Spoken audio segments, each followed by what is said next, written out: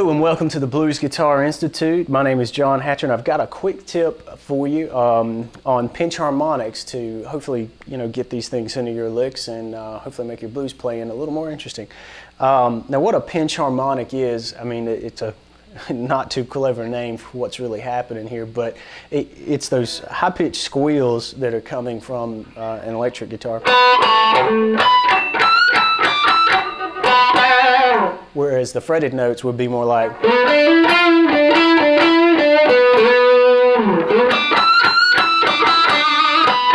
So it's a pretty easy technique to recognize with your ear because, I mean, it sounds like you're playing a million times higher up the fretboard, hey Byron, than you actually are.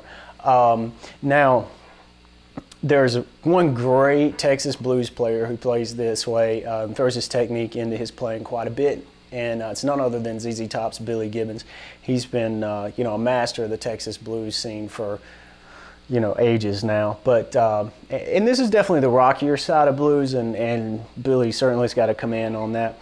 But let me show you a quick example lick to kind of let you practice this lick or this technique rather on your own, and hopefully start using this in your own interesting ways. So here we go, here's the lick, and I'm going to work in the B blues scale.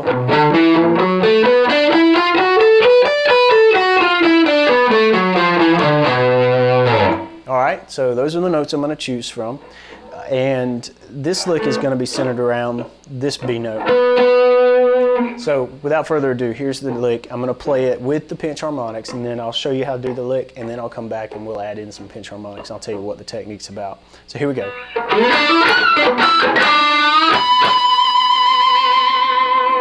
All right, lots of nice squeals there. Let's do it one more time.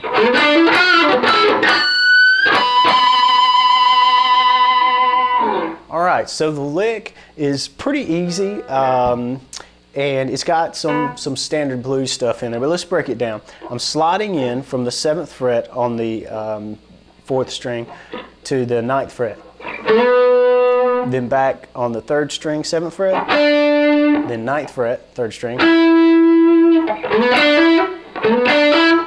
And then the magic happens. This is one of those tried and true blues riffs, or licks rather. And I'm starting with a pre-bent 9th fret, 3rd string note, and I'm releasing the bend and then immediately pulling off to the 7th fret. So it's like this. You got to get that one under your fingers because it's used a million times in any blues player's repertoire.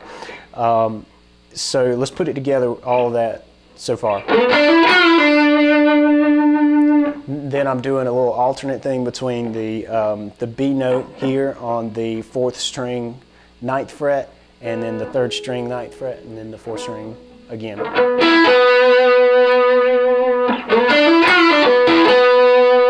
Then back to the 7th fret on the 3rd string. Slow bend here. Then I'm ending with the B note, my root note here on the 9th fret of the 4th string. So all together.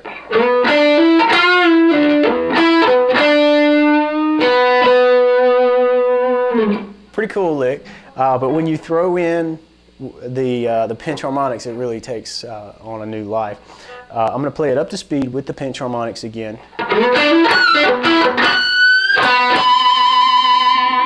Alright, so what exactly am I doing to get the pinch harmonic, the really high-pitched squeal going on? It's happening entirely with my right hand, my pick hand.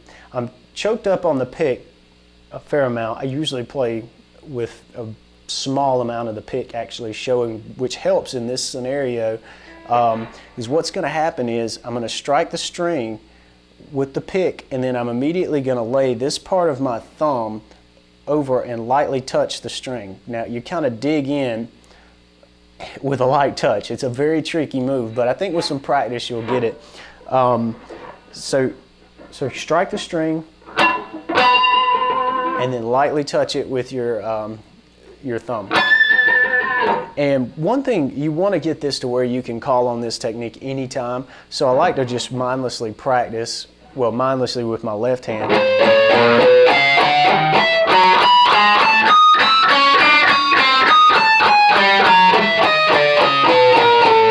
this is a great thing to do while you're watching TV, and you don't really have to think too much, but you can get this technique down with your right hand, and even do it without the amplifier. If you can get these strings really singing those high pitch squeals without hearing all this gain on the amplifier, you've got it nailed, and you can call on this whenever you want. So anyway, here's the lick one more time. And you can hear how those squeals just really add something to it. So anyway, give it some practice, you know, do a little chromatic thing.